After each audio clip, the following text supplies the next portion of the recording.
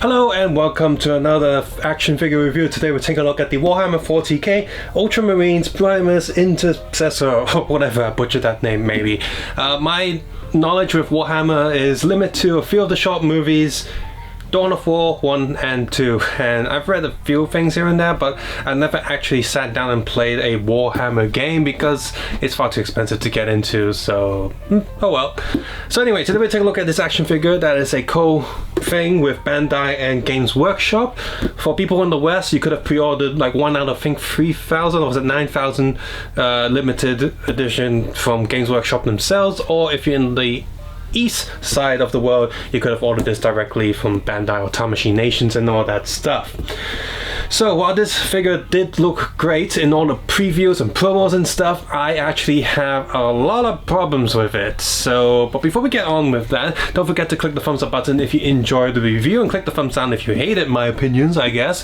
Feel free to leave a comment how you feel about this figure and other Bandai figures, I guess. And are you looking forward to getting yours, or say other brands of Space Marines such as the McFarlane one that's going to be coming out soon. As always, you can support this channel by watching this video with ad block turned off, or head over to Patreon and supporting it that way. But as always, without further ado, here's the review.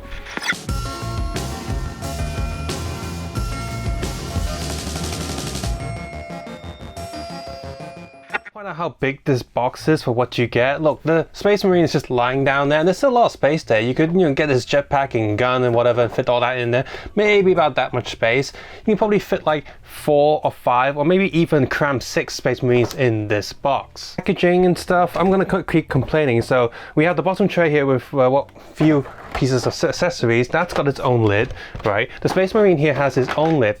Both of these have multiple sellotapes sticking them together, keeping them shut, and then this one slides in there like that, and then you have another set of sellotape to make sure that the bottom tray doesn't fall out. So you slide this in, and of course you have a full golden backing card, which is from the back, the side, top and bottom, so that closes down. And on top of that, you really need a full A4 sheet of paper to explain the complexities of an action figure, right? So that's another wasteful thing that just sort of slides in there somewhere. Things in the box, and yeah, this looks okay. This looks presentable. This looks like it could be something on the shelf, but wait, this wasn't sold on the shelf. This was either a Tamashii Web exclusive or a Games Workshop online exclusive that you could buy. So yeah, Windows kind of pointless, I guess. So the box is taped on the top there and the bottom. That's fine on its own, but then this box has another slip cover that goes on top of it for like reasons, and this slip cover actually shows you like different images and stuff, whatever. So I don't know, whatever. But when I got this box that you see in front of you was actually shrink wrapped. So that's another layer of packaging. On top of the shrink wrap, you have tissue paper just wrapped around the shrink wrap with a little bit of tape to hold the tissue paper in place. And then on top of that, you have another shipping box that I'm just going to, after all of that packaging, all those layers of quote-unquote protection and extra sticky tape and cardboard and all that, the figure came with a mark on its forehead. It wasn't painted properly, or it's a scratch mark. It's just epic fail. And that's kind of weird. I'm not sure if that's for the Western market or whatever Bandai has with Games Workshop, because normally Bandai products aren't over packaged like that. And for the most part, SH Figuarts and model kits and all that, the boxes have been shrinking down just to hold the bare essentials, because a lot of people don't have that much room over here in Asia. We live in like little flats or smaller homes in cities. And it's not like in the West where people have big houses and stuff, so big boxes, I don't know what the box is for. Maybe they expect you to buy 5 more and put them in there, who knows. Collectors and stuff, I find the box hugely wasteful in terms of materials and space. Maybe they just made the box that big just to make it feel more premium because of the price of the figure. Instead of a big box, Bandai, how about giving us more stuff in the box? Space Marine standing next to, we have a Black Series Tusken Raider, SH Figuarts Real Bone Kamen Rider Double, Mafex Aquaman, which is closer to the 7-inch scale, but clearly not, because the Shredder here is a true 7-inch scale. I suppose you can call it that. That's from NECA, so movie Shredder. So the height for the Space Marine itself is about 18 centimeters tall, or 7.1 or 7.2 inches tall. And from what I can see online, got different comparison photos between Space Marines and human size. You can see here that, well, that's the average Space Marine, and that's the average human, so 1.5 head taller. So yes, essentially the Space Marine here is the SH Figuarts scale. So if you have any SH Figuarts from the modern day, or the newer Star Wars stuff, or the newer superhero stuff, it is in scale to the Space Marine. I will say this right now, even though the box doesn't say it, and probably due to the licensing thing and working with Games Workshop, in all intents and purposes, this Space Marine from Bandai is an SH Figuarts. It's just not on the box. Quite curious right now, since the regular McFarlane figures are in the 7-inch scale, does that mean the Space Marine that you get from McFarlane is going to be 8 or 9 inches tall to fit in with the other McFarlane figures? Judging by all of their previous releases, it seems to be the case. If it's a bigger toy, but keeping the same quality for the regular McFarlane releases, just with a slightly higher price point, I think that's justifiable. But I am curious how big the McFarlane Space Marine is going to be. It definitely be bigger than this, so if you think about picking this one up for the, the Bandai Articulation and all that, maybe superior paint job, we don't know how good exactly is the final product going to look with the McFarlane stuff, you're not really going to be able to mix and match. And if you're thinking about teaming this Space Marine up with some of your other like Western toy lines that skew towards the 7-inch stuff, it's not really going to work, because this Space Marine is going to look like really small compared to the other counterparts. So, I mean, there's no Tyranids or Tau or Imperial Guard figures or whatever. So I guess if you want to put him next to like a Terminator figure as a Necron, that might work maybe, because they should be bigger than regular humans. But if you want to put it next to a Tyranid with an alien figure from NECA, maybe it could work. I mean, it could work, but the scale wise, if you're really picky, it's not going to be that ideal. Anyway, in terms of accessories, aside from the fists that already come with the figure, he comes with a pair of relaxed hands as well as a pair of gun or knife holding hands. He of course comes with a Space Marine sword, which looks okay, looks like a blade. Of course, it's fine, it's hard plastic, it's painted okay. I mean, it's very simple, but it just gets the job done. There is nowhere on this figure to holster this knife or the assault rifle that he also gets. It's got a standard metallic black with a bit more of a silver highlight sprayed on the end. There's a very nice gold painted on the logo there. And that's it really. Honestly, not too much special. Oh, a red dot on the front there from the scope. But that really could have been a transparent piece of plastic, like transparent red plastic, so you can actually see through it. But no, they just painted it on, which this thing also feels hollow, but it's fine. You don't want it to be too heavy for the figure to hold. That's fine. And finally, another piece that they sort of class it as accessory, but I think shouldn't be considered accessory. That's like selling a Boba Fett figure without a jetpack. It's just not something you should do. But yeah, you got this back jet jump pack thing, forget what it's called, and it's got articulated thrusters. The paint job on the shading there is quite nice, and the logo is printed there okay as well. And you see you just got a peg there, so you just get the figure and just, I mean, look, if you want to display this figure without this jump pack, from the front it looks okay, but on the back it's just going to look ridiculous. So I think 9 out of 10 people would just have that displayed. They won't have it otherwise. And with that jump pack plugged in, he does look even more bulky, which he should. The Space Marine is very bulky for the most part. So from the top of the figure here, we see the head is also just a flat red that they've painted on. No transparent plastic here, seriously? This is an eye visor. Like, yeah, I mean, why? That shouldn't just be painted there. At least painted a metallic red, but no, it's just a flat red. Maybe they're going for like the model kit, like the little miniatures aesthetic, but for a figure this expensive, in fact for a figure this expensive, I expect there to be LED lights in the heads, goddammit. So, but otherwise, the shading all over the figure actually, the blue coloring is good, and the black sort of shadow shading all over the body is also pretty good. That's painted quite nicely. The gold logo there is a separate piece. I think that's just molded and glued onto it, so that painting's pretty good as well. But the gold lining all the way around the shoulder pad's also pretty decent. The pad printing on the logo is sharp enough, chapter 3 I guess, and this side's just the more Ultramarines, I think. My Warhammer 40k is limited to some of the video games I played, like Dawn of War and Dawn of War 2. I think I have like read or watched like mini movies and stuff, but I'm not that big into the... I mean, I like Warhammer, but I'm not big into the actual Warhammer role-playing game because that's way too expensive for me to get into another thing. Anyway, so moving down, yeah, the molding over on the details are pretty nice, and for the most part the joints are hidden quite well. So kudos to that. The silver on this is printed quite nicely too. There you go. About the plastic itself, a lot of the cut-offs seem to be done in the front or on the surface. We have a rough line here that wasn't cut or sanded down properly, little molding injection dots there. And there's also one pretty obvious one on the back of the helmet. I mean, yes, the back was still on the surface, and it just looks kind of weird. Like I thought maybe there's a bit of paint missing, but no, the paint's not missing. It's just a bit of a rough cut for the plastic, which makes this feel less like a figure and more like a model kit that someone didn't quite polish properly. And again, that's really bad for a figure this expensive. So the figure itself looks nice. In terms of articulation, though, hear that. You hear that? That's incredibly stiff, and I'm really worried that that plastic's going to break at some point. I don't know if I should pop the head off and add a bit of like baby oil in there. Some people say WD-40 is way too corrosive for plastic from Bandai.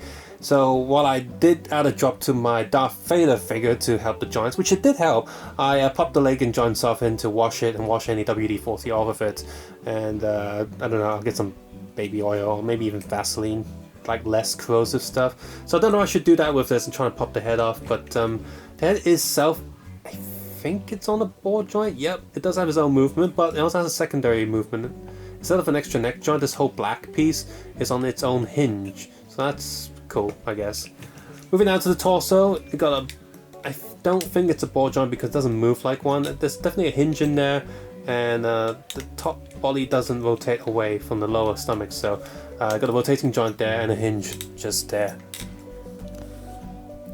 You know how squeaky that is? Why is everything so bloody tight? That's not good. I don't want to hear that when, especially with a premium figure. Every joint should be smooth to move, smooth to the touch without it being loose.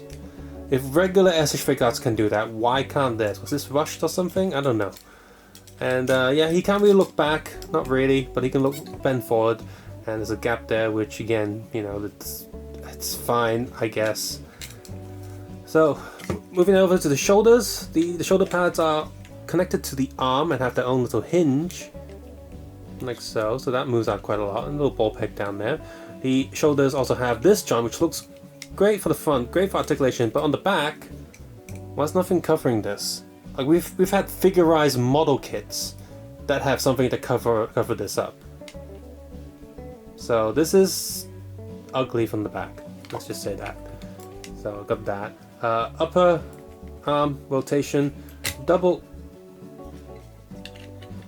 I swear I didn't plan on that happening, but it just happened. There you go. Double elbow joint, which bends that much, and hands are on ball pegs. And not even a peg and swivel joint, it's just a single ball that pegs in, which is okay for the most part, and the joint is hidden for the most part. But again, that ball peg doesn't have the best articulation. It's good, don't get me wrong, but for the peg and swivel, you do get a bit more articulation than just a single ball peg there.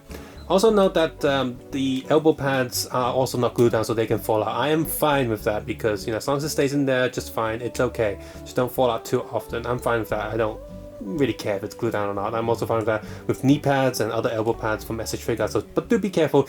It's not the smallest piece, but you could lose it, so be careful with that. Skirt pieces on little ball pegs, but they're easy to pop off, and they only move out the way just a little bit. You can see that, just a little bit. So in terms of legs, you can move forward, move back, so that's quite a lot. And there is rotation there, and the legs do move out just a little bit. And that's not the skirt pieces stopping it, they just move that much. And listen, again, I don't want to hear that sound from a figure this expensive.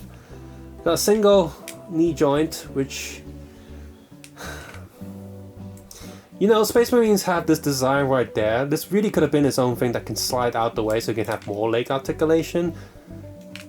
It's fine. Extra rotating joint there. Now the foots do have a toe joint. They move up a little bit and don't move down. But the foot itself does move forward, backwards, swivels inwards but not out. So it's only got a single joint there for rotating. And these ball pads there, they do sort of move out the way and move in just a little bit to give it like extra articulation, and this pad on top of the shoe, that also hides some of the joints as well, so that's okay, that's fine. But seriously, all this clicking and stuff, that's really irritating. There you go. In conclusion, let's just focus on the figure itself. Aside from that one hiccup with the one that I have, the overall paint job on my figure is nice and clean and also very sharp. The shading is also very good. It's not something we see a lot with Bandai products, but what they've done here is pretty decent. The gold lining is also very sharp and clean around the edges. The accessories, fairly simple in color design, but they get the job done. The little logos and decals are also pad printed quite nicely as well. In terms of the molding, the details are there. You know, it's not really Bandai's fault that the Marine might look a bit simple. This isn't like a Chaos Marine or a Tyrannid or whatever, or one of the Orcs. So for what we have here as a representation of the Space Marine, it is pretty good. Articulation wise, the joints are there and they're cut in very clever spots, and the overall and the way they've hidden most of the joints is also pretty good as well. But of course, I really hate how certain joints have that click click sound, and it's really stiff and also worrying, which really shouldn't be the case. I've played with like 200 Hong Kong dollar action figures and figure arts where it didn't have that problem, so there's no reason whatsoever why this premium and expensive figure should have these problems in it. With a figure this expensive and having problems like that, I'm worried and scared about breaking and damaging it. If I buy an action figure from Bandai or a model kit figure from Bandai, I expect posability and playability. If not, I just get a statue. In terms of the accessories, this is the bare minimum. They give you just enough hands for his gun posing and sword holding, and like I said, the jump pack shouldn't be considered accessory because he looks ugly without it, and pretty much every single Space Marine in 40k, unless they lost it or damaged it, they have a jump pack, so that shouldn't count as an accessory. So essentially we just have 4 extra hands which are needed for the gun and the knife. Couldn't even come with some extra weapons. For the price they're paying for, he really should have come with, I don't know, maybe one of his little flag stands that I see them in cinematics like sticking somewhere, like, yeah, we've done it, we've got a flag, we've stuck it in somewhere.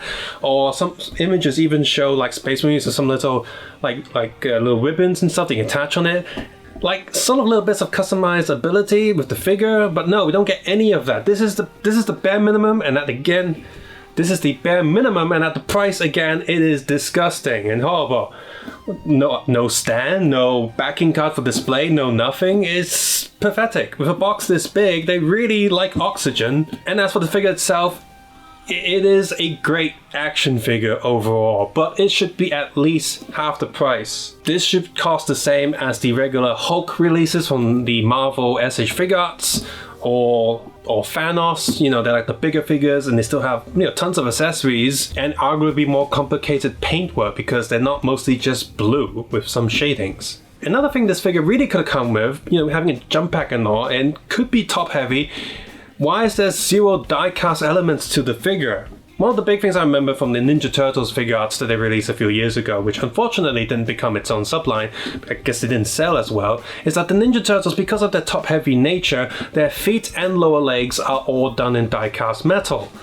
For a Space Marine this big, you'd think they have maybe just the feet in die-cast metal to help it stand and pose more properly, because the Space Marine does have a tendency of falling over in certain poses, and with some of the joints being a little bit on the stiff side, it is a little bit hard to pose him and make sure he doesn't fall over. So again, that's another annoyance. So overall, this is a good figure, but unfortunately at its price point, it is just not worth it. If you haven't bought this, haven't pre-ordered this, then just wait for the McFarlane release. For most people, if you want something more on the American scale because you're in the West and you have other American related figures, then that will probably fit nice on your shelf anyway. McFarlane's releasing one that's painted, as well as one that's in the grey color that you can paint and customize yourself, which is pretty interesting, and something that I also consider picking up because I would like to paint my own colored Space Marine just for funsies. And most importantly, that figure is way cheaper, and judging by current McFarlane releases right now, it will have a decent amount of articulation options, and it will come at maybe a 1/5 the price of the Japanese one right here. Again, this is a decent figure. It's a good looking figure. For the most part, it's pretty nice. It's a good SH Figuarts. It's just way overpriced. And if you're over in the rest and you couldn't order it directly from Games Workshop and you have to pay all the extra like importing and customs and shipping, just don't bother and give this one a skip. And it's a shame really. Again, if this was half the price, I'd recommend it. But as it is right now, sorry, just don't. So there you go, that was my review of the Space Marine thing. There's just a lot of little bits missing here and there and little like annoyances that just, I don't know what they were thinking. Maybe the license fee was just that expensive, but it doesn't explain why McFarlane can release theirs at the McFarlane sort of price points. Well, that's what they say they're gonna do anyway. This figure from Bandai also feels like it's going to be a one-off, so if you plan on army building or having other different tribes and creatures and whatever factions, again, you probably don't want to pick up the Bandai one. McFarlane interviews, they have hinted at different factions down the line if their first sort of Space Marine sells quite well, so again, if you just want to have more than one, you're probably going to stick to that one more than the Bandai one. So there you go, hope you enjoyed the video, found it useful, and as always, take care, have a nice day, stay healthy out there, and I'll see you guys soon.